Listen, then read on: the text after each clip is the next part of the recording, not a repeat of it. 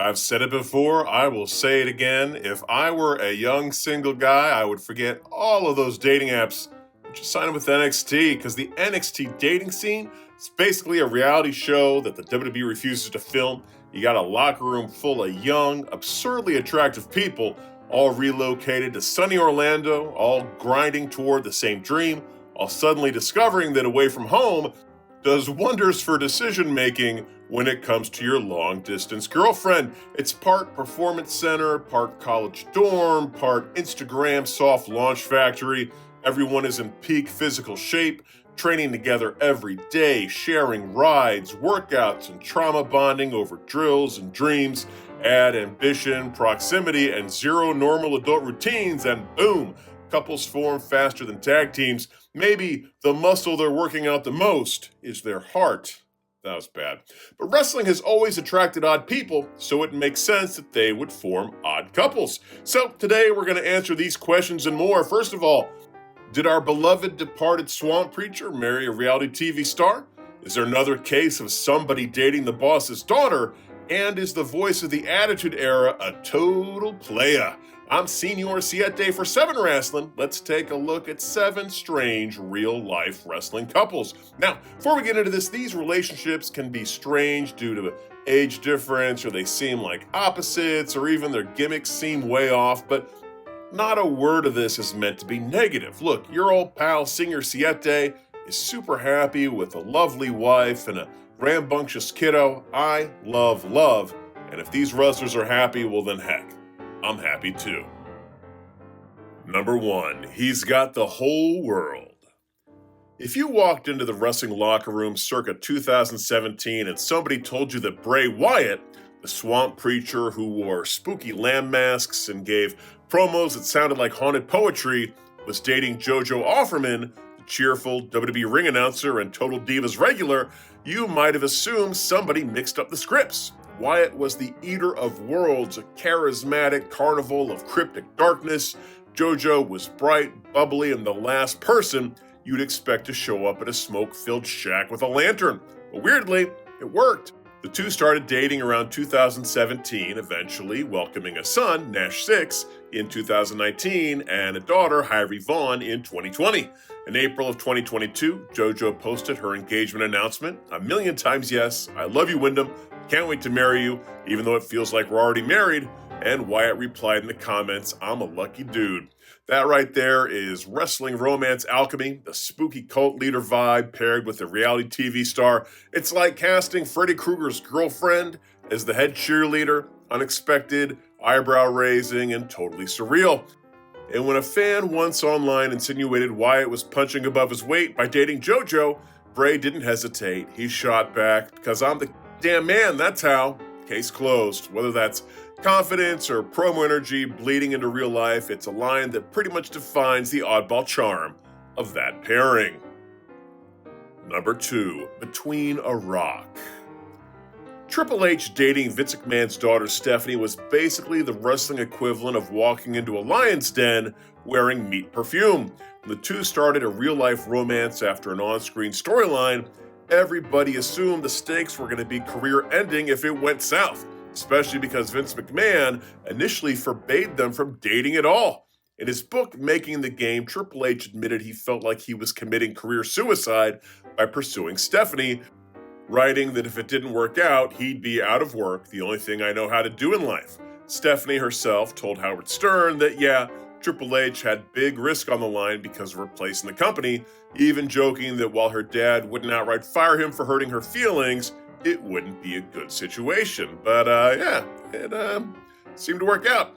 In a similar vein, Simone Johnson, better known in WWE as Ava Raine, has officially made her relationship with fellow NXT star Tatiana Dumas public, posting a joyous Instagram reel and gushing, crying, screaming, throwing up, I am so lucky, about her new girlfriend. But let's be honest, when you're the daughter of Dwayne "The Rock" Johnson, board member for TKO, and you're acting in the role of GM for NXT for some inexplicable reason, and you're dating someone who's also in the same developmental system, you're playing a weirdly high-stakes game of emotional Russian roulette.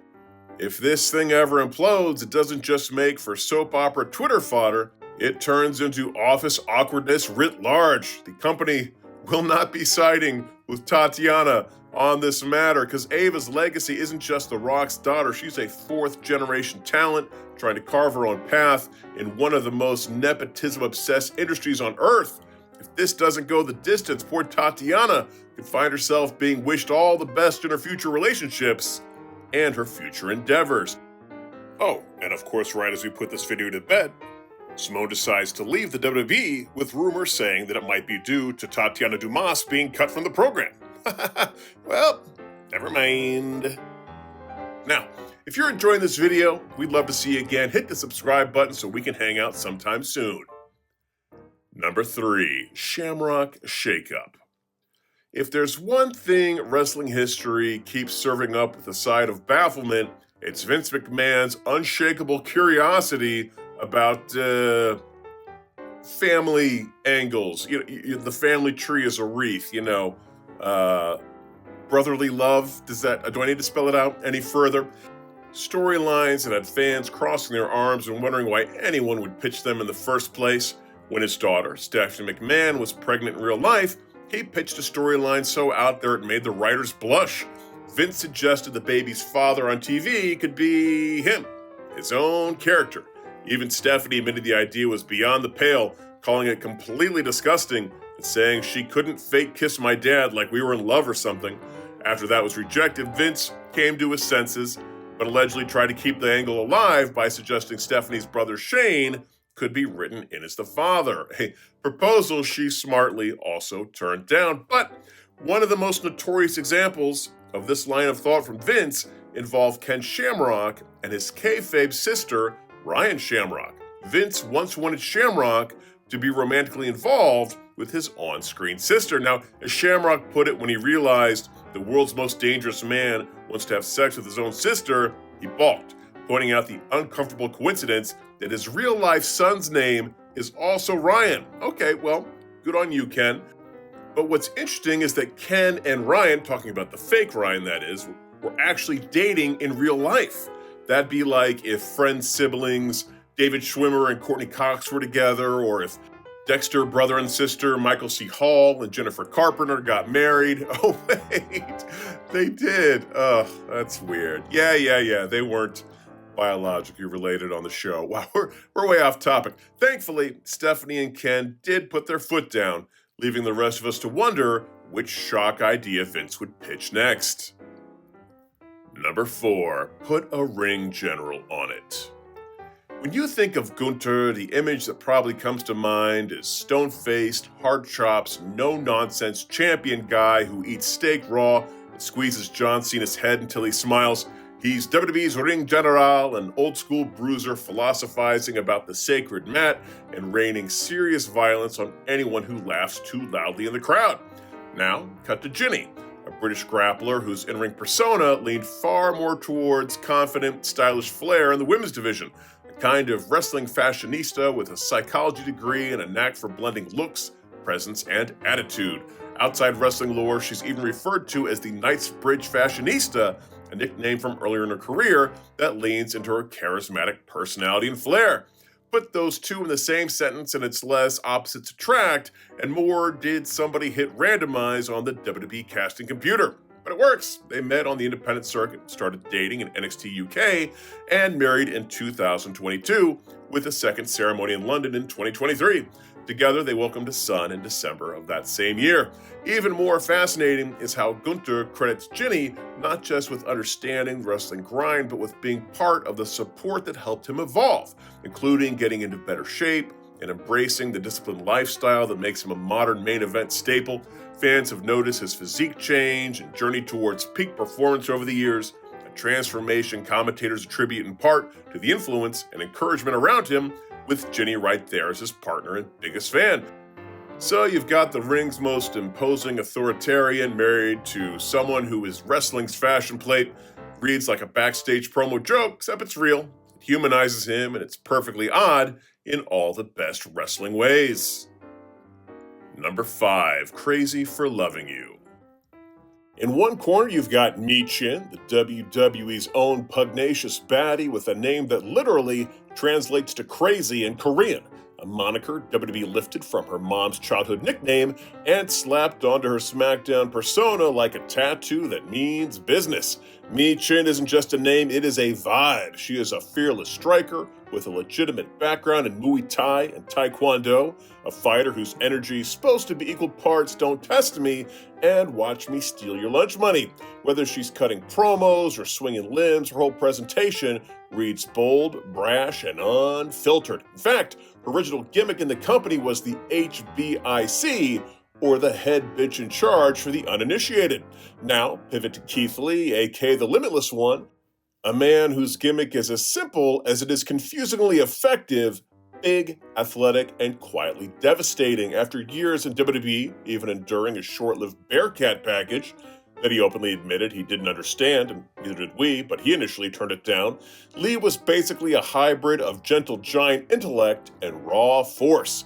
Lee's persona isn't about flash, it is about gravity. Folks don't cheer because he says something witty, they cheer because he defies physics with grace and power. At 340 pounds with the agility of a ballet-trained linebacker, his character is almost aristocratic with a soft-spoken roar. And here's the delightful bit, Michin's spirited, punchy presence feels like the streetwise poster child for abrasive charisma, while Lee's brooding athleticism feels like vinyl record gravity in a world of earbuds. Their in-ring styles are not merely different, they're contrasting theatrical languages, one loud and in your face, the other quiet and earth-shaking.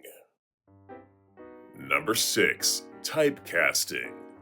Tiffany Stratton is the WWE's very own human Barbie doll, a glittering SmackDown showpiece with a killer gymnastics background and a look that practically demanded a spotlight and a vanity mirror. So, when she started dating Ludwig Kaiser, a lanky German grappler known for his stiff chops, rigid Imperium poses, and like a stick figure goes to war aesthetic, fans collectively double-checked their calendars. It was like Fashion Week meets Oktoberfest and somehow came out romantically intertwined. Stratton herself opened up about their origin story on Insight with Chris Van Vliet, explaining that they played rock, paper, scissors one night and the loser had to ask the other on a date, which Kaiser lost intentionally, he claims, but why wouldn't you? Who cares? Who cares who wins? You're going on a date. Tiffany Stratton. It's awesome. Suddenly, the Golden Princess of SmackDown was linked to a walking, talking sliver of German grappling steel, the kind of pairing wrestling fans would have booked only in a surreal comedy cameo. The odd couple energy worked until recently, social media photos emerged of Kaiser holding hands with WWE Spanish host Andrea Bizarte, sparking breakup rumors about his relationship with Stratton after years together. Meanwhile, Tiffany's been liking posts and sharing gym clips with NXT's Shady El Nahas, leading to whispers that she's now hooking up with someone who has more of a, eat sushi off of my tattooed bicep energy than Imperium cosplay. And yeah, the tattoo sushi thing isn't me doing like wrestling Mad Libs or anything. Here, check it out. So this begs the question, what is her type exactly? Secondly, does she go for guys in numerical masks? Kidding. I mentioned the wife and kid, and I'm old and kind of pudgy. I do like sushi though. Number 7, Ross the Boss. Okay, this one isn't a real relationship, but it was a relationship that was pitched, and if we're being honest, I simply cannot get it out of my brain. Now, last time we did this topic, we mentioned that Jim Ross had a relationship with Missy Hyatt, and we'll take a moment to let that sink in if that's news to you. Hyatt revealed on the Cafe du Rene podcast that the pair dated for about 2 years, starting roughly 2 years after the passing of Ross's wife, Jan. Hyatt would say, honestly, me and Jim dated for a couple years, so yeah, I've rocked his world, he's rocked my world. That's nice, surprising. I certainly didn't see these two hooking up during their WCW heyday, but there's gotta be something to that black hat and barbecue sauce, because Hyatt wasn't the only legendary diva who was driving to the hoop. WWE Hall of Famer Tammy Sitch, better known in her prime as Sunny, once reportedly tried to make a move on Jim Ross. And JR didn't just politely decline, he bounced faster than a top rope splash. On the Grilling JR podcast, Ross opened up about what he called an indecent proposal from Sonny. According to JR's recounting, Sonny offered to move in with him in Oklahoma and play the part of a good girlfriend, complete with cooking and other personal perks. She wanted to move in with me in Oklahoma at one time, he said of Sonny's approach, adding her own pitch. Yeah, I'm a good girlfriend, I can cook, I'll take care of you in the bedroom, blah, blah, blah, and we can have a great time. Now, that's a wrestling promo that almost writes itself. Sunny days meets good God Almighty. JR's response was delightfully frank. I thought about it for like 10 seconds. No way in hell. Ross didn't just turn down the offer, he declared that he dodged a bullet by steering clear of what he felt would be a dramatic, complicated chapter. He would say, a piece of ass is a piece of ass, but it wasn't worth the trouble. Ouch. Now, whether you see it as a wrestling legend telling it like it is, or just another outlandish behind-the-scenes tale, this episode sits in that rare category where real life reads like an Attitude Era subplot. All right, there's our list. Can you think of any other strange real-life wrestling couples? If so, please let us know in the comments section below. Also, if you enjoyed this video, please subscribe to the channel. It's just one little clickety-click, and we would love to see you again. Until next time, I'm Senor Siete for 7 Wrestling saying bye-bye.